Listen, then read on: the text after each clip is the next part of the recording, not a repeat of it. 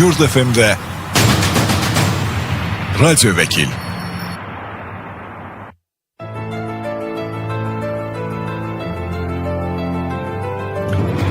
Axşamınız xeyirli olsun. Radyo Vəkil proqramı efirdə işinə başlayır. Sizinlə mən Xəyal Orucoğludur və düz 1 saat ərzində həm söhbət olacağıq. Bugün də sizlə danışacağımız mövzumuz, müzakirə edəcəyimiz hüquqla bağlı məsələlər və suallar olacaq təbii ki. Və əlbəttə ki, sizdə maraqlandıran suallar və məsələlər varsa, mövzular varsa bizə ünvanlaya bilərsiniz. Hüquq Sarıdan 099 6 907 907 bizim WhatsApp nömrəmizdir. Bugünkü qonağımızı əvvəlcə istədim ki, sizə təqdim edim. Daha sonra mövzumuza keçid alacağıq və qeyd edim ki, bu bayram tətilinə getməmişdən əvvəl olan sonuncu verilişimizdir və bir də inşallah bayram tətilindən qayıdandan sonra proqramımızı sizlə davam etdirəcəyik və Cavanşir Qasımzadə bugün bizim qonağımızdır. Xoş gəlmisiniz, salamlayırıq sizi. Xoş gördük. Mən də bütün dinləyiciləri və izləyiciləri salamlayıram və qarşıdan gələn bayramlarını təbrik edirəm. Təşəkkür edirik. Çox sağ olun, minnətdarıq sizinlə bahəm və qeyd edim ki, suallarınızı Cavanşir bəyə ünvanlaya bilərsiniz. Vəkillər kollegiyasının üzvü bizim həm vəkilimiz, hüquqşünasımız bugünkü suallarımızı cavablandıracaq qonağımızdır və əlbəttə ki, sualları qeyd etdiyim kimi az əvvəl 099 6 907 907 WhatsApp nömrəsi ilə yanaşı, ora yeri gəlmişkən yazılı formada yazın, göndərin suallarınızı, səsli və ya video zəng və ya nə bilim səsli zənglə filan suallar qəbul olunmur. Eyni zamanda bizi sosial media hesabından da izləmək mümkündür. Hal-hazırda Vaxt Medianın və Yurt FM-in də YouTube və TikTok kanallarında canlı yayımlanırıq. Oradan da öz suallarınızı göndərə bilərsiniz. Yazın, gəlsin, biz də burada səsləndirək. Bugünkü mövzumuz da var Cavanşir bəy. Sizlə proqrama başlamamışdan əvvəl məsləhətləşdik ki, hansı bir mövzunu müzakirə edək, hansı məsələ ətrafında danışa bilərik. Fırıldaqçılıqdan danışacağıq. Son günlərin, son vaxtların dırnaq arası dəbinə çevrilən məsələ və xüsusən də internetin inkişaf etdiyi və sosial medianın, sosial platformaların, müəyyən proqramların vasitəsilə insanların tez-tez aldandığı bir məsələ, dələduzluq halı, fırıldaqçılıq halı kifayət qədər çoxalıb. Hətta bildiyim qədər məhkəmə işlərində bu məsələ ilə bağlı olan işlər ön plana çıxıb ki, daha tez-tez bu məsələ ilə bağlı məhkəmə predmeti olur və insanlar bu hadisə ilə bağlı, bu cür problemlərlə bağlı məhkəməyə müraciət etməli olurlar. Fırıldaqçılıqla qarşılaşdıqda və ya qarşılaşarsaq kimə ilk növbədə müraciət etməliyik? Əvvəlcə sizin qarşılaşdığınız problemin fırıldaqçılıq, dələduzluq olub-olmadığını müəyyən eləmək lazımdır və ondan sonra təbii ki, hüquq mühafizə orqanlarına müraciət eləmək lazımdır. İstər polis orqanlarına, istər prokurorluq orqanlarına müraciət eləmək olar. Təbii ki, sizin də qarşılaşdığınız məsələnin dələduzluq olub-olmadığını müəyyən eləmək üçün tövsiyə eləyərəm, peşəkar hüquqşünaslara, vəkillərə müraciət eləyin və müəyyənləşdirin. Bunun üçün qeyd edim ki, misal üçün deyək ki, məsələn, adətən daha çox qarşılaşdığımız məsələlər nə olur da? Məsələn, deyək ki, pulumuzdan, kartımızdan nəsə görsünüz, itkimiz olur. Kimsə soruşur və yaxud da ki, göndər filan yerə 2 dəqiqə beh göndər və s. və ilaxır bu dəqiqə sənin məsələn nə bilim avtomobilini alıram, evinə beh göndərirəm. Bizi deyir ki, nə yaxşı bir müştəri çıxıb göndərir kartımızdan alsa bir pul. Sonra orada bir kod da var, onu da göndərməyinə. Ondan sonra baxsınız ki, elə hamısı kartda olan bütün pullar hamısı getdi. Bax, belə olan halda ilk növbədə kimə müraciət etməliyik? Ümumiyyətlə, bu son vaxtlarda istər hüquq mühafizə orqanlarında, istər məhkəmələrdə dələduzluq cinayət əməli ilə bağlı işlərə çox rast gəlirik və statistikada da artıb. Bunun da səbəbi yeni dələduzluq metodlarının yaranmasıdır, meydana gəlməsidir. Bu internet dövründə yaşayırıq. İnternet dövründə yaşadığımıza görə də sadəcə dələduzluq əməlləri üzbəsürət olmur. Artıq telefon vasitəsilə, kompüter vasitəsilə, sosial şəbəkələr vasitəsilə belə deyək, cinayətkarlar çox rahat şəkildə öz dələduzluq əməllərini həyata keçirdirlər. Bu həyata keçirilən dələduzluq əməllərini başa düşdük. Yaxşı, bəs ondan çıxış yolu nədir? Çıxış yolu ondan ibarətdir ki, əvvəlcə heç güvənmədiyiniz, inanmadığınız, dəqiq bilmədiyiniz heç bir şəxsə pul göndərməmək və heç bir şəxslə də əlaqəyə girməmək, güvənmədiyiniz, bilmədiyiniz heç bir şəxslə əlaqəyə girməmək. Bilirsiniz, əslinə qalsa insanları bu məsələdə çox da qınamaq olmur. Çünki dələduzluq cinayətinin 178-ci maddənin dispozisiyasının özü etibardan sui-istifadə etməklədir. Yəni, bugün kiminsə gəlib sizin cibinizdən pulunuzu belə götürməsi bu dələduzluq cinayəti sayılmır. Nə bilim, pul qabınızı götürməsi dələduzluq cinayəti sayılmır. Sizin xəbəriniz olmadan sizin kartınızdan pulun çəkilməsi bu dələduzluq əməli sayılmır. Burada əvvəlcə sizin pulunuzu götürən şəxs, ələ keçirən, əmlakınızı ələ keçirən şəxs sizin etibarınızı qazanmalıdır. Bundan sonra biz buna dələduzluq əməli deyə bilərik. Dispozisiyadan birbaşa nəzərdə tutulub. Dələduzluq əməli etibardan sui-istifadə etməklə özgənin əmlakını ələ keçirməkdir. Aydındır. Suallarınız varsa ünvanlaya bilərsiniz bizə. 099 6 907 907 WhatsApp nömrəsinə öz suallarınızı göndərə bilərsiniz. Bugün daha çox həm bu dələduzluq, fırıldaqçılıqla qarşılaşdıqda nə etməliyik? Bu sualı cavablandırırıq. Eyni zamanda mülki məsələlərlə bağlı sualları cavablandırma imkanımız var. Əmlak məsələləri, ailə münasibətləri və s. bu qəbildən olan sualları cavablandıra bilərik. Bir dinləyicimiz yazıb ki, bizə qaz sayğacımı icazəsiz, sənədsiz dəyişiblər. Qorxuram ki, borc yazalar. Nə edim, belə bir problem olmasın. Maraqlı məsələdəsində bu da bir aldadılma ola bilər birdən. Bəli, icazəsiz ümumiyyətlə dəyişmək deyəndə hansı orqan dəyişib, kim dəyişib? Dəyişəndə şəxsin xəbəri var idimi? Var idisə, təbii ki, artıq kimliyin müəyyənləşdirmək çətin deyil.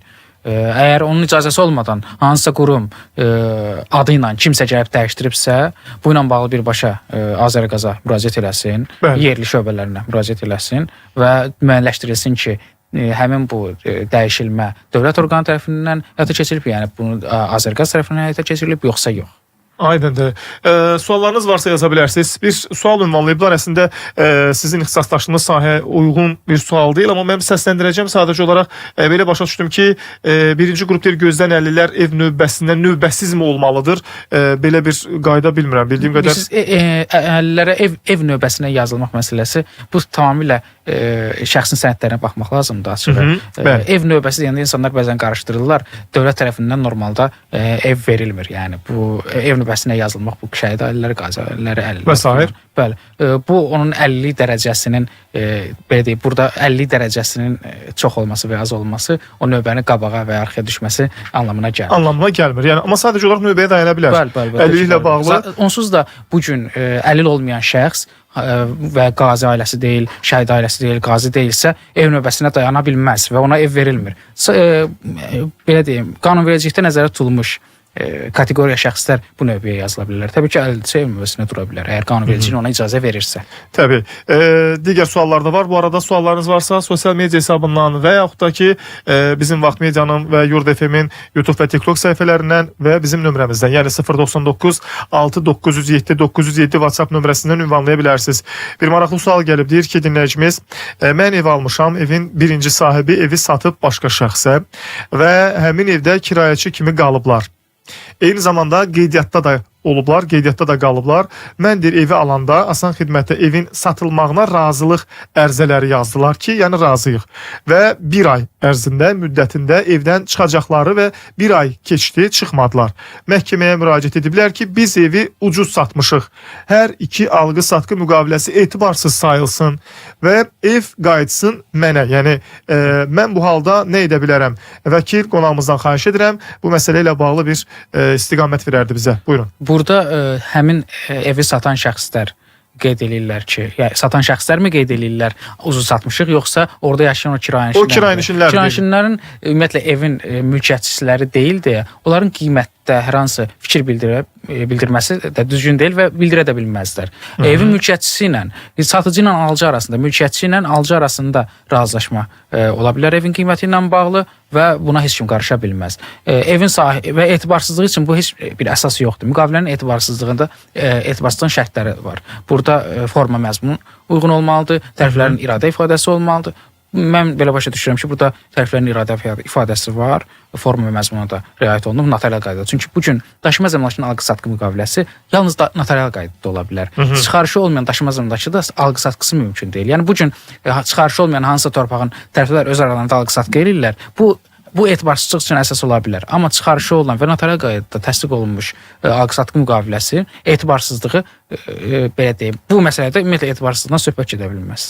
Bir məsələni soruşum. Deyək ki, biz saçmaq bu kazusdan yola çıxaraq kirayənişinləri qoyaq bir kənara. Mən tutaq ki, sizlə bir ev alqı-satqısı eləmişəm, müqaviləni imzalamışam, evi sizə satmışam, siz də rəsmi qaydada ödənişinizi edib evi almısınız. Bir aydan sonra birdən yatıb ayılıram ki, ay mən Cavanşir bəy evi tutaq ki, bir 20 min ucuz satdım. Təzədən gedib müqavilənin dəyişilməsi və yaxud da ki, necə deyərlər, o müəyyən bir etibarsızlığını sübut edə bilərəmmi və yaxud da ki, iş qaldıra bilərəm? bilərəmmi? Xeyr, qaldıra bilməzsiniz, amma istisna hallar var. Nədən ibarətdir? Burada mülki məzədə yürübaşa deyir, əhəmiyyətli yanılmanın təsiri altında və ya şəraitin əhəmiyyətli dəyişməsi nəticəsində etibarsızlıq deyil, burada müqavilənin şərtlərinin dəyişdirilməsi ilə bağlı müraciət etmək olar. Tutalım belə deyim, siz müraciət edirsiniz, siz evinizi satırsınız və evlərin qiyməti birdən-birə dövlətin qərarı ilə 10 qat artırılır, 5 qat artırılır. Dünən satmışsınız, sabah günü artırıldı qiymət. Burada müqavilənin və mən bundan xəbərim var idi ki, bu dövlət tərəfindən artırılacaq. Bilə-bilə mən deyim, sizin tərəfindən əhəmiyyətli yanılmanın təsiri altında bağlamış və mən də sizin çətin vəziyyətinizdən istifadə etməklə bu müqavilə bağlamışam. Bu ilə bağlı siz həm etibarsızlığını da verə bilərsiniz, əgər mən bilirdimsə bunu. Yəni əsaslı bir səbəb olmalıdır. Olmalıdır, bəli. Amma bu dediyiniz hallarda adətən olmur, yəni. Belə hallarla rast təbii ki, qurduğum cümlələrin hamısı biraz fantaziyadır ki, dövlət tərəfindən qaldıracaq filan olmur. Burada ona görə etibarsızlıq əsası yoxdur. Yəni və yaxud da ki, onu məhkəməyə versə belə bu iddia böyük ehtimal ki, təmin edilir. Etibarsızlıq tamamilə çox dediyim kimi, etibarsızlıq çox geniş anlayışdır. Bir etibarsız əqdin də növləri var. Əhəmiyyətsiz bağlandığından əhəmiyyətsizdir və mübahisə edilən əqddir. Bəli. Bunu məhkəmə qaydasını mübahisələndirəndə həmişə baxmaq lazımdır. Qanunvericiliyin tələblərinə, Konstitusiya Məhkəməsinin plenum qərarlarındakı göstərilən şərtlərə uyğundur yoxsa yox. 0996 907 907 bizim WhatsApp nömrəmizdir. Suallarınızı yaza bilərsiniz bizə və həmçinin də bizə göndərilən burada maraqlı suallar da var. Mən o sualları da səsləndirəcəm. Hansılar ki, dinləyicimiz göndəriblər və əlbəttə ki, Çindən bir avtomobillə bağlı, bir aldadılma ilə bağlı sual da var. Onu da səsləndirəcəm, amma qısa bir reklam arasından sonra sosial şəbəkədən gələn sualları isə çalışacağım ki, reklam arasında da səsləndirib Cavanşir bəydən sualımıza cavab almış olaq. Bizdən ayrılmırsınız, hələlik qısa bir reklam var. Qaldığımız yerdən davam edirik. Radyo Vəkil proqramını dinləyirsiniz. Yurd FM radiosunda, eləcə də bizi sosial media hesablarında da izləmək və dinləmək mümkündür. Hal-hazırda Yurd FM-in və Vaxt Medianın YouTube və TikTok səhifələrində də canlı yayımlanırıq. Oradan gələn sualları hətta reklam arasında da reklam fasiləsində belə cavablandırmağa cəhd göstərdik. Bir dinləyicimiz soruşur ki, mənə qarşı deyir, Çindən maşın gətirmək adı ilə dələduzluq edilib. 7000 manat pul almışdılar. Həmən şəxs 3 il müddətinə azadlıqdan məhrum edildi. Amma hələ də mənə dəymiş ziyan ödənilməyib. O 3 ildən sonra həbsdən çıxandan sonra ödəməyə bilərmi? Yəni mənə maraqlıdır ki, çıxdıqdan sonra ödəməsə hansı tədbirlər görülməlidir? Ümumiyyətlə paraleldə həm də pulunu şəxs geri alsın deyə nə edə bilər? Bax bu deməli, vəziyyətdə. əvvəlcə müəyyənləşdirmək lazımdır ki, bu cinayət işinin gedişatında məhkəmədə şəxs tərəfindən mülki iddia verilibmi? Bəzən cəza çəkmiş şəxs mülki iddia vermir. Fikirləşir ki, artıq şəxsin cəzası verildikdən sonra bu pulu mənə ödəməlidir. Məhkəmə mülki iddia vermədisə təqdirdə, siz o pulunuzu özünüz istəmədiyiniz təqdirdə məhkəmədə mülki iddia ilə, məhkəmə onu sizə verməyəcək. Heç kim sizə heç nə hədiyyə eləmir. Bunu nəzərinizdə saxlayın. Siz mülki iddia vermisiniz. Gəlin prezumsiya fikirləşək ki, mülki iddia verilib və təmin olunub. Bu zaman icra qurumu ilə əlaqə saxlayın, hansı icra qurumuna yönəldilibsə, həmin icra qurumu, bəlkə onun adında əmlak var, onu araşdıracaq, müəyyən eləyəcək və hərraca çıxardacaq, satacaq, sizin pulunuzu verəcək və ya heç bir şey yoxdursa, çıxandan sonra yenə icra qurumuna müraciət eləyin ki, icra qurumu onu çağırsın və barəsində tədbir görsün. Yəni məsələ ancaq bu halda mümkündür. Və yaxud da ki, deyək ki, misal üçün şəxs mülki iddia qaldırmayıbsa, onda necə? İşdə deyək ki, kəsilib artıq şəxsə. Təzədən qaldıra bilərmi? Təzədən qaldıra bilər və həmin barəsində çıxarılmış şəxsin barəsində, təqsirlənən şəxsin barəsində çıxarılmış hökmü götürüb yerli məhkəmələrə müraciət edə bilər, hansı ki, rayon məhkəmələrə falan müraciət edə bilər. Bu şəxsin qeydiyyatda olduğu ərazi olmalıdır. Orada iki məsələ var. Əgər cəzaçəkmə müəssisəsindədirsə, cəzaçəkmə müəssisəsinin olduğu yerə də müraciət edə bilər. Şəxsin qeydiyyatda olduğu yerə də müraciət edə bilər. O zərəri törətmiş şəxsin, yəni günahkar şəxsin qeydiyyatda olduğu ərazi. Və belə olan halda müraciət edir, ayrıca bir mülki iddia qaldırır ki, mənim o 7000-imi qaytarsın. Artıq hökm barəsində varsa və həmin epizod, həmin hissədə belə deyim, hökmdə şəxsin təqsirli olduğu sübut edilibsə, bu çətin deyil bunu başa düşmək ki, rayon məhkəməsi, birinci instansiya məhkəməsi bu iddianı təmin edəcək. Hər halda, yəni artıq şəxs özü həbsdədirsə və bu səbəbdən də o həbsdə yatırsa, dinləyicilərimizdən gələn suallar var. Onların hamısına bir nəzər salıb, hamısını səsləndirməyə çalışacağım deyir. Və ard-arda gələn suallar da var.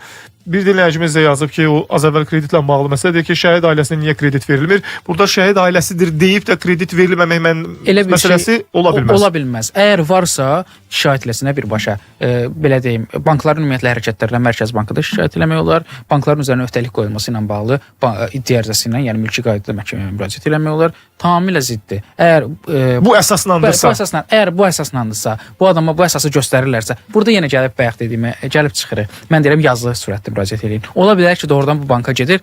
Bu adama deyirlər ki, sən şəhid ailəsisən və ya sən 50-sən, biz sənə kredit verə bilmirik. Deyirlər bu sözü. Amma sonra bu adam gedib bu məhkəmədə bunu sübut eləyə biləcəkmi? Eləyə bilməyəcək. Ona görə yazılı verin. O sözü sizə yazılı verirlərsə, onu mübahisələndirə bilərsiniz. Yazılı olmadığı təqdirdə sözlə sizə deyəcəklər, siz onu sübut eləyə bilməyəcəksiniz. Yəni müraciət etsin yazılı formada ki, mənə bankdan məsələn kredit verin. Və ya kredit verilməmə əsaslarını mənə izah eləyin. Və yaxud ki, yazılı formada bunun cavabını verin, görün mənə niyə kredit vermirsiniz. Ola bilər ki, səbəb tamam başqa olsun. Çünki mən də biraz inanmıram ki, bank bunu əsas gətirsin və şəxsi belə imtina versin ki, siz ya əlilsiz, ya da şəhid ailəsisiz deyə sizə kredit vermirik. Ola bilər ki, başqa nüanslar olsun, amma o başqa nüansı da sözünüzə qüvvət gərək təsdiqləmək lazımdır rəsmi şəkildə. Bir digər dinləyicimiz soruşur ki, 43 ildir ata yurdundan çıxmışam. Mənə ata yurdundan pay düşə bilərmi? 43 ildə ata yurdunuzdan çıxmısınız.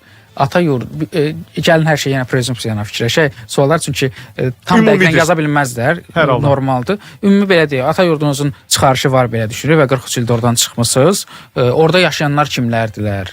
Onları müəyyənləşdirmək lazımdır və atanız rəhmətə gedib yoxsa yox. Rəhmətə vəfat etdiyi təqdirdə... Tutaq ki, ata da dünyasını dəyişib. Bəli, burada miras açılmalıdır. Ata yurdunda kimlər yaşayırlar? Mirası qəbul edən vərəsə məsələsi var. Razılaşma var yoxsa yoxdur? Faktiki qəbul edən vərəsə. Orada kimsə yaşayır və faktiki o qəbul edir. 43 ildə oradan çıxıb atası ilə ümumiyyətlə görüşmür. Belə düşünsək, bu zaman miras məsələsini açıla bilər və ona məhkəmə həll eləyə bilər ki, kimin payı nə qədərdir. Aydındır.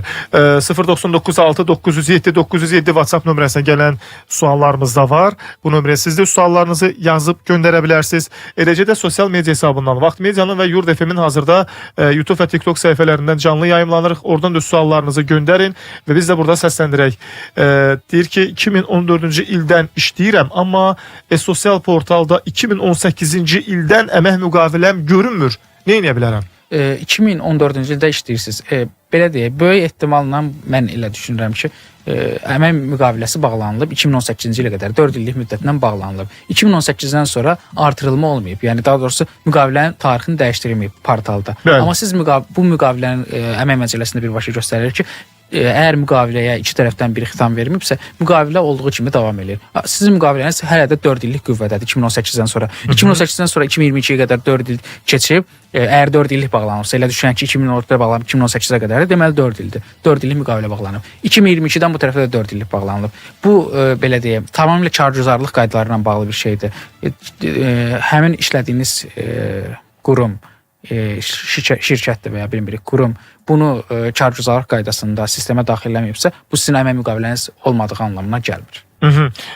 Yəni bu texniki tərəfdən də yanlış ola bilərmi görəsən? Əslinə qalsa bugün çox görürük belə şeylər ki, müqaviləsinin vaxtı uzadılmayıb. Yanlışlıq da deyil əslində. O deyir ki, mən məcəlləyə əsasən bizim müqaviləmiz davam eləyir. Mən müqavilənin tarixini dəyişməmişəm. Amma daha məqsədə uyğunu o olardı ki, quruma rəsmi qaydada yenə müraciət eləsin. Bəlkə qurum yadından çıxıb onu artırmaq işlədiyi yerin və iş yeri həmin müddəti müqaviləni dəyişdirsin. Müqavilənin müqavilənin müddətini uzatsın özlüyündə. Dinləyicilərimizdən və izləyicilərimizdən gələn suallar var. Bəzi dinləyicilərimiz suallarını yazılı formada deyil, səsli formada göndərirlər. Biz də çox şad olarıq ki, siz sualınızı qısaca da olsa belə mövzumuzla bağlı olan bir sual göndərib, amma səsli formada göndərib ki, mən digər suallara vaxt ayıra bilməyəcəm və onu səsləndirmə imkanım olmayacaq deyə mümkünsə əgər yazın, qısaca da olsa göndərin, görək nə kimi halla qarşılaşmısınız və bunun hüquqi nöqteyi nəzərdən çıxış yolu nədir? Bir digər dinləyicimiz yazıb ki, ikinci qrup irəliləm, 2022-ci ildə ev növbəsindəyəm, mənə rəsmi məktub gəlib, amma bir xəbər yoxdur, yəni növbə ilə bağlı. bu məsələnin bir tərəfi. Bütün bunlar hamısı Cahangir Qasımzadəyə gələn suallardır ki, biz üçün əslinə qalsa vəkillərin ixtisaslaşdığı mövzu məsələ bu qanunvericiliklə tənzimlənmir. Vəkillər bütün belə deyək sahələri bilməlidirlər. Mən buna deyirəm, bəlkə hansısa vəkil bunun razı olmaz, amma mən fikirləşirəm ki, hamısını bilməlidir. Bu məsələdə yəni istənilən suala biz bu gün cavab verə bilərik. Əgər belə deyim, tam dəqiqlə həmin mövzu barəsində məlumatımız varsa və siz bizə məlumatı verirsinizsə. Bu ilə bağlı da siz yenə gəlib bayaqki sözümə çıxırıq. Rəsmi cavab gəlib ki, növbədəsiz. Və ondan sonra heç bir cavab gəlməyib sizə. Heç bir xəbər yoxdur, bildiriş yoxdur. Yenə siz rəsmi qaydada müraciət eləyin. Görün işiniz nə yerdədir. Bəzən bəlkə məsələn deyirəm, bəlkə artıq az qalıb növbənizə. Onlar sizi heç tapa bilmirlər. Biz bilmirik bunu. Siz yenə rəsmi qaydada müraciət eləyin, cavabınızı alın. Biz ondan sonra bilək ki, siz məsələniz nə yerdədir. Deyir ki, əmək haqqı 4 ayda gecikməklə verilir şirkətdə.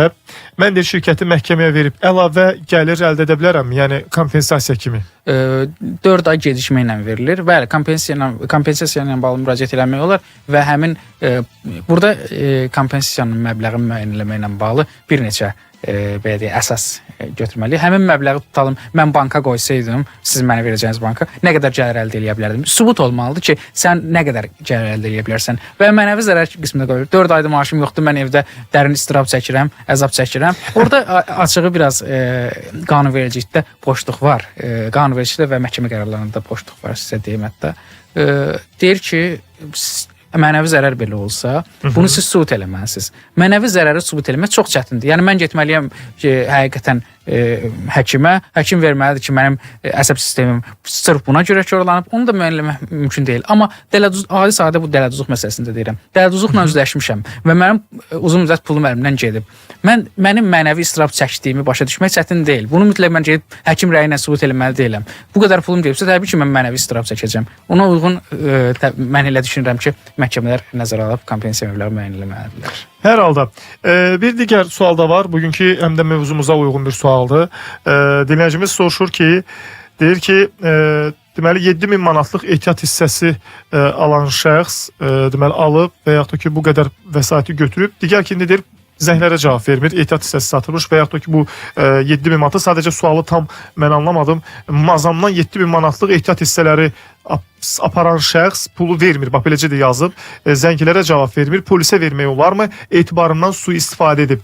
Belə olan halda bax məsələn dinləyicimiz neynəsin? Bəli, birbaşa burada zənglərə cavab verilməməsi və əvvəlcədən əlaqələr, deməli bu adamların alqı-satqı müqaviləsi üzrə əlaqələri olub və yeni alıcı belə olsa fərqi yoxdur. Əvvəlcə sizin aranızda bu münasibət yaranır ki, o sizin etibarınızdan sui-istifadə edir. Birbaşa polisə müraciət eləsin, şəxs tapılsın, bəzən bir də görürsünüz ki, ölkəni tərk eləyib və ya tərk eləmək üzrədir. Vaxt itirmədən siz polisə müraciət eləyin ki, onun giriş-çıxışına məhdudiyyət olsun. Polis onu tapdı, tutaq ki, və işin gedişatında o araşdırma məsələsi predmet necə davam eləyir? Burada əvvəlcə siz şəxsin şikayət edən şəxsi çağırırlar, izahatını alırlar və ya kimdən şikayət olunursa onun çağırırlar, izahatını alırlar. Hər ikisi tərəfdən sübutlarını istəyirlər, sübutlar təqdim olunur. Ondan sonra şahidlər filan hamısı sübut qismində cəlb olunur. Bundan sonra artıq orqan qərar verir ki, bu əməl dələduzluq tərkibi var, yoxsa yoxdur. Bir dinləyicimiz yazıb ki, deyirlər ki, əlillərə ev veriləcək, prezident sərəncam imzalayacaq, indidən gedin ev növbəsində dayanın. Deyirlər ki, deyəndə ümumiyyətlə biz sual ünvanlanıb, biz o sualı cavablandırmışıq. Belə bir deyirlər ki, demək biraz şayiə kimi çıxır. Ümumiyyətlə qanunvericiliyə elə bir şeydir ki, bunun barədə proqnoz vermək olmur. Bu hətta bəzi qanunverici aktıdır. Ola bilər ki, birinci, ikinci oxunuşdan keçsin Milli Məclisdə, üçüncü oxunuşdan keçməsin. Bunu əvvəlcən proqnozlaşdırmaq olmur yəni. Ümumiyyətlə isə ev növbəsində dayanmaq üçün o sual ünvanlanıb ki, dinləyicimizdən bizə gəlib sual ki, biz ev növbəsində misal üçün müəyyən əlilliyimiz var və yaxud ki, Qarabağla bağlı şəxsin əlilliyi var və s. Vətən müharibəsi iştirakçısıdır. Bizim də qonağımız, vəkil qonağımız izah edib ki, bununla bağlı sadəcə olaraq ən azından gedin növbəyə dayanın. Bu sizin haqqınızdır. Növbəyə dayanın bir evlə bağlı müraciət üçün. Artıq o gedişat, yəni sərəncam, qərar, bu artıq dövlətin nə vaxt və hansı formada verəcəyi məsələdir ki, nə vaxtsa olacaqsa, hansı formada, amma sabahları qərar veriləndə deməyəsiniz ki, ay mən bilsəydim vaxtında dayanam. Yəni ən azından biləsiniz ki, yazılı müraciətinizi eləyin. Nə cavab verərlərsə ona uyğun hüquqi addım atın. Hüquqi addım, davam tədbirləri biz ona uyğun, onların verdiyi cavaba uyğun həyata keçirə bilərik. Özümüzdən yəni deyirlər belə olacaq deyirlər, bunu eləyə bilmərik biz. Aydındır. Bir digər sual da var. Dinləyicimiz yazıb ki, mənim atam dünyasını dəyişib evin anamızın adına keçməsinə razı olmuşuq. Anam evi mənim adıma keçirtmək istəyir. Bacı qardaş hamısı razıdır. Bilmək istəyirəm ki, dünyasını dəyişən qardaşımın yoldaşını və ya övladlarının da razılığı lazımdırmı? Razı olmasa anam mənə bağışlanma və ya başqa hansısa bir yolla adıma keçirə bilərmi?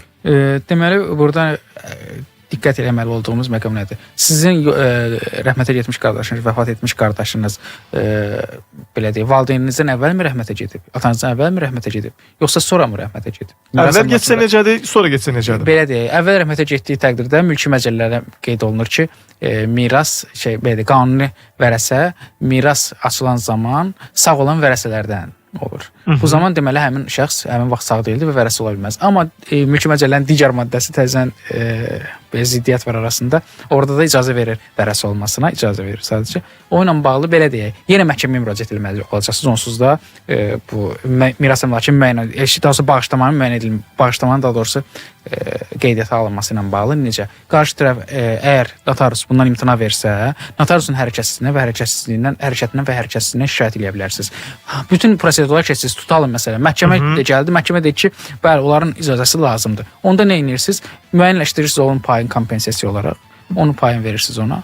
Bundan sonra miras əmlakıdırsa əgər, bu zaman biraz açdırırsınız. Yox, anasının adındadırsa bağışlama ondan sonra həyata keçirilir. Bəs yaxşı, burada bir nüans da soruşum sizdən. Deyək ki, ata öz xanımına evini vaxtında keçirdi adına və yaxud da ki, ona bağışlayıb necəsə. Uşaqlar da həmin vaxtı imtina ediblər ki, dinləyicimiz o nüansı qeyd elədi ki, hər kəs razı idi. İndi ana, yəni atadan qalan ev anaya keçib, ananın adındadır. İndi ana da istəyir ki, övladlarına birinin olsun. Hamı da razıdır, amma övladlardan biri deyək ki, bu müddət ərzində vəfat edib dünyasını dəyişib. Bax, belə olan halda necə? Ana istədiyi kimi bağışlaya bilər. Sadəcə qeydiyyat məsələsi yenə gəlib düşür. Onun qardaşının, yoldaşının və onun uşaqlar orada qeydiyyatdadırsa, onların da razılıq tələb olunur. Əgər onlar orada yaşamırsa, versin məhkəmə qaydasında onlar qeyddən çıxarda bilər. Əgər orada yaşayırsa və yenə çıxartmaq istəyirsə, yenə anası tərəfindən kompensasiya verilməklə istifadə yollarına xitam verilə bilər. Ondan sonra istədiyi formada bağışlaya bilər. Ümumiyyətlə bu məsələ çox qəribədir ki, qanunvericilikdə bu qeydiyyat məsələsində olan şəxslərin razılığı tələb olunur, amma notariusun təlimatında bu tələb qoyulur. Notarius tələb edir ki, mütləq gərək şəxs qeydiyyatda olanlar onun mahiyyəti ondan ibarətdir ki, qeydiyyatı buradadır. Bu adamın doğrudan burada yaşayış və qeydiyyat haqqında qanunda birbaşa göstərir ki, şəxs qeydiyyatda olduğu yerdə yaşamalıdır. Yəni qanunun əslində harda yaşayırsınız, orada qeydiyyatda olmalısınız. Və həmin şəxs orada qeydiyyatdadırsa, onun doğrudan orada yaşayıb yaşamadığını notarius müəyyən eləyə bilməz. Və notarius müəyyən eləyə bilməz ki, onun istifadə hüququ var yoxsa yoxdur. Bəzən orada yaşadığı təqdirdə belə istifadə hüququ olmur. Bir yaşamırlar, qeydiyyatlar da yoxdur filan. Onların heç bir şey onların icazəsini razılığına ehtiyac yoxdur. Anasının evidir, anasının adındadır. Bağışlasın birbaşa. Yəni bağışlanma etsin notarial qaydada və salam. Əgər notarius dediyim kimi imtina eləsə, həmin hərəkətdən onda onun məhkəmə qaydasında mübahisələndirmək olar. Dinləyicilərimizdən gələn sual var. Az əvvəlki dinləyicimiz hansı ki, o dələduzluq halına qarşılaşıbdı. Deyir ki, getdimi, pul almışam filan. Daha doğrusu alıb qaytarmır, zənglərimə də cavab vermir. Deyir, müqavilə filan yox idi. Yəni faktiki müqavilə yoxdur. Amma belə olan halda deyək ki, şəxslərin arasındakı bir yazışma, deyək ki, mən sizə bu qədər pul ötürdüm. O da desin ki, göndər, gəldi, mənim kartıma düşdü. Bax bu və yaxud da ki, kartdan gedən pullar filan. Bunlar əsas ola bilərmi məhkəmədə? Təbii ki, sübut qismində həm maddi, həm yazılı sübutlar var. Şahid ifadələri də sübut olur. Bəzən nə yazılı, nə maddi sübut olmur, amma şahid ifadəsi belə kifayət edir ki, bu cinayət əməli törədilib və bu hadisə baş verib. Təbii ki, həmin yazışmalar da sübut qismində ola bilər. Arasında mütləq yazılı razılaşma olmağı məcbur deyil. Bir digər sual var. Deyir ki, DSX yazıb. Öz ev növbəsi yoxdur deyir onlarda. Bunun üçün nə etməliyik? Hər halda yəqin ki, bunun bir qanunu bilməm, yolu nədən ibarətdir? Buyurun. Ev növbəsi orada yoxdursa biz nə edə bilərik? Yoxdursa deməli yoxdur. Siz vətəndaş olaraq belə deyim, ümumiyyətlə müraciətin üç növü var. Ərizə, təklif, şikayət. Siz təkliflə dövlət orqanına müraciət edə bilərsiniz ki, mənim fikrim var, mən istəyərdim ki, belə olsun. Bəlkə dövlət orqanı nəzərə alacaq sizin fikrinizi. Bir də bu kompensasiya məsələsini dinləyicimizin biri soruşur ki, axı 1% kompensasiya düşür gecikən aylıq məbləğə görə filan.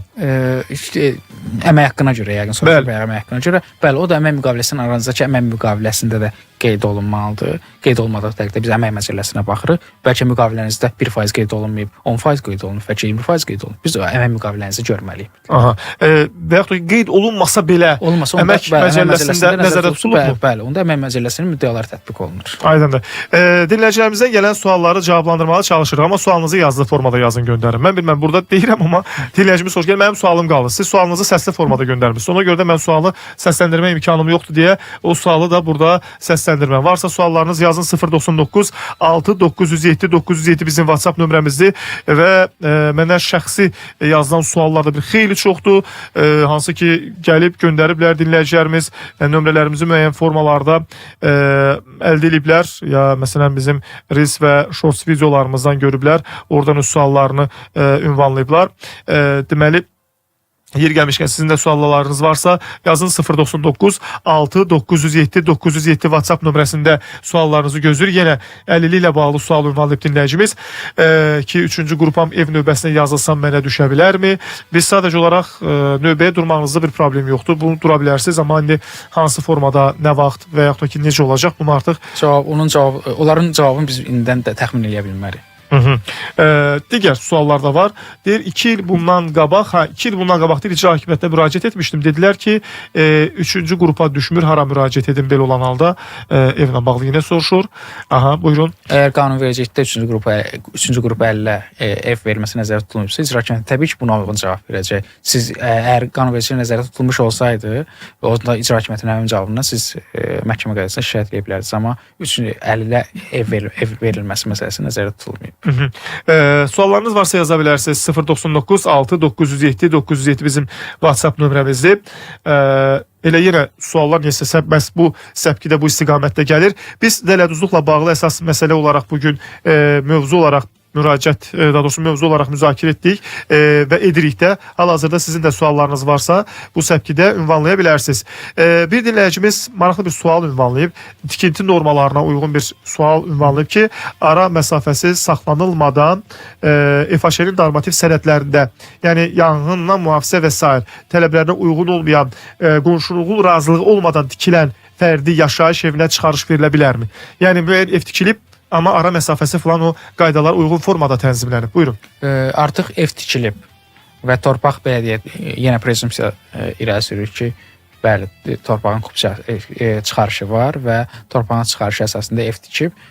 Burada çıxarış verilibsə və belə deyim, tikinti normalarına əməl edilmirsə, təbii ki, çıxarış verilməyəcək.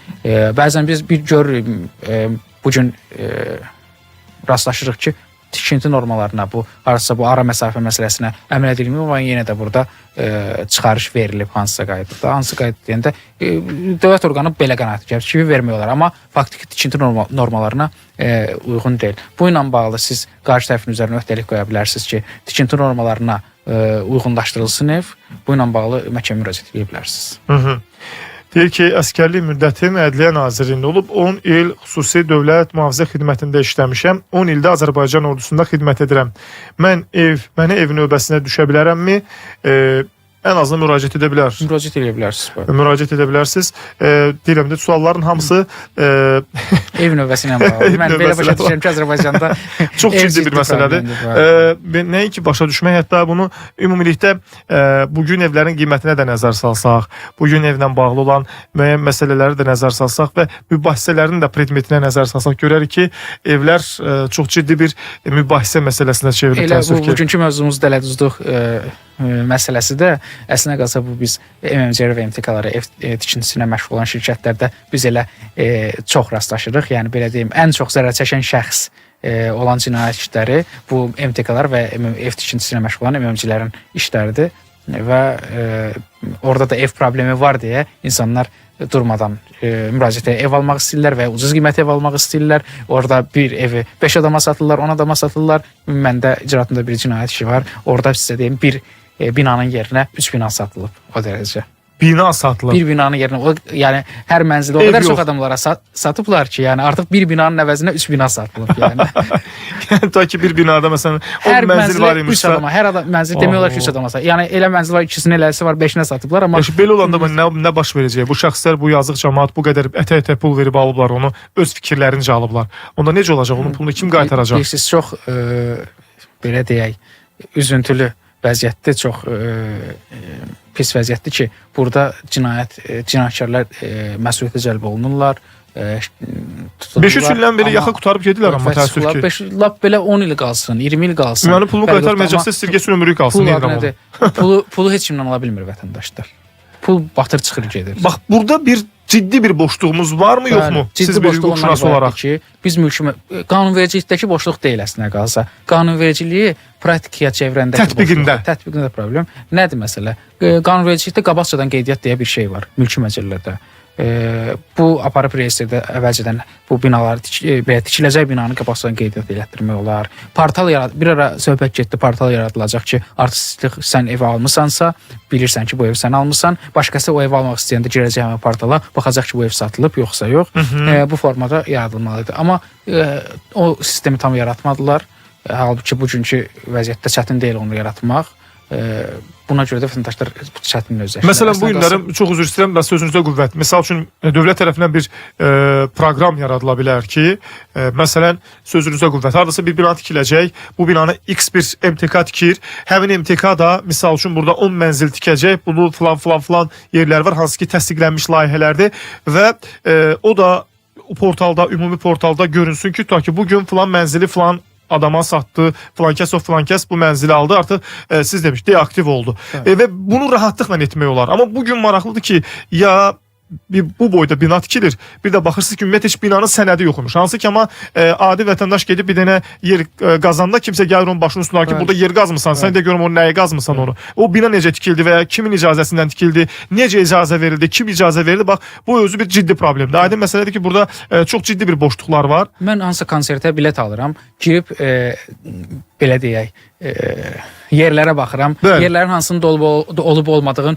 çətin baxan kimi deyirəm, bir qırmızıdır, olmayan sarıdır. 2-2. Bəli. Bu sistemi yaratmaq heç çətin məsələ deyil, heç çətin məsələ deyil. Ümid edirəm ki, yaxın vaxtlarda o sistemi yaradırlar ki, insanlar bu problemi çəkməsinlər. Ümid eləməyin, mən ümid eləmirəm.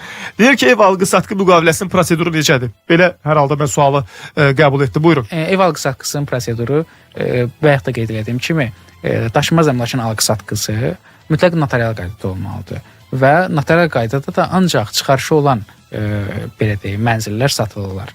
Mənzillər və ya yaşayış sahələri, daşınmaz əmlak satılır. Çıxarışı və ya texniki pasport olmalıdır. Bununla bağlı da həmin bu sənədlərlə bir yerdə notariusa müraciət olunur, alıcı və satıcı bir yerdə notarial qaydada bu alqı-satqı həyata keçirilir. Qısa bir reklam arası olacağını təşəkkür edirəm cavablarınız üçün. Qayıdacaq və gələcək müzakirələrimizi davam etdirəcəyik. Suallarınız varsa bu əsnada siz də yaza bilərsiniz. 099 6 907 907 bizim WhatsApp nömrəmizdir. Siz suallarınızı yazın. Biz burada səsləndirək və bugünkü vəkil qonağımız Cavanşir Qasımzadədən suallarımıza cavab alaq.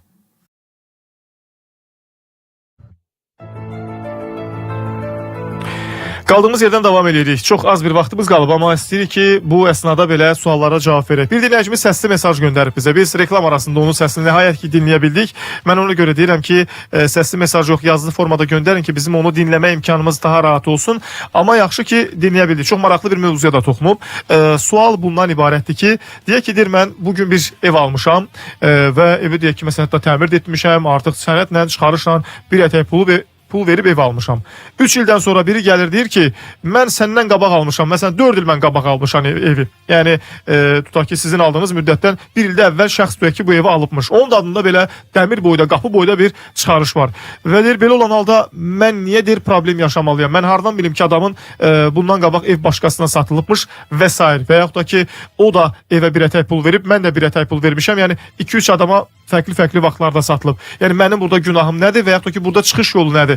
Çox ciddi bir boşluq var məsələdə, buyurun zəhmət olmasa. Çıxış yolundan ibarətdir ki, bir, yenə gəlib bayaqki mövzuya, dələduzluq məsələsində güvəndiyiniz, inandığınız, bildiyiniz məsələsidir. Amma artıq dövlət çıxarış olduğu təqdirdə, bu notarial qaydada olduğu təqdirdə notarial hərəkətlərin qanuniliyi prezumpsiyası var. Yəni bu gün notariusla aparılan istənilən hərəkət siz qanunsuz olduğunu sübut etmədiyiniz təqdirdə qanuni hesab olunur. Və yəni heç kim deyə bilməz ki, məni notariusda məcbur getdilər, qol çəkdilər. Siz sübut eləməzsiniz ki, notarius qanunsuz qol çəkdirmir normaldır. Yəni bu prezumpsiyadır. Yəni siz bunu sübut eləyə bilməsəz, o şübhə altına alınmır ki. Bu notariusdan götürmür söhbət. Söhbət faktiki çıxarışdan. Qanuni çıxarışda torpaqda notarial qaydada gedib alqı-satqısı həyata keçirir. İndi gəlirik, mən yenə deyirəm, dövlət orqanlarının verdiyi sənədlərin də prezumpsiyası var ki, həqiqilik prezumpsiyası var ki, bu inanılır ki, bu həqiqidir. Bu şəxs də bilə bilməzdi. Çıxış yolu nədən ibarətdir? Burada vicdanlı alıcı məsələsi var. 2 dənə çıxarış var. Eyni adamdan almış 2 dənə alqı-satqı müqaviləsi var. Onun əsasında 2 çıxarış var. Birinci alan da vicdanlı alıcı olur. Onun da hüquqları qorunur. Burada ancaq dəymiş zərərin tələb edilməsi iddiası qoyula bilər. Kim sizə satan adama qarşı qoya bilərsiniz, dəymiş zərər ödənilsin. Orada həm sizin ev alanda verdiyiniz pul, həm də indiyə qədər tutalım 3 il ərzində ev nə qədər bahalaşıbsa, onu da ekspertizanın müəyyənləşdirirsiniz. Hələ evi də təmir etdiribsə onda necə? Hələ onda pulu... Necə? O evdə təmir etdiribsə hələ... Bəli, bütün hər şeyin pulun hesablanılır və onu sizə satan adamdan tələb edirsiniz. Hansı ki, o bilirdi ki, hətta burada dediyim kimi, burada artıq cinayət işi belə qaldırıla bilər satan adamdan. Evet. Sən satan adam bilirdi ki, bu adam sən 2 dəfə satmısan, eyni adam satıbsa, bu bilirdi ki, ikinciyə satana qarşı dəyərsizlik əməliyyat. Biz mən sizinlə razıyam.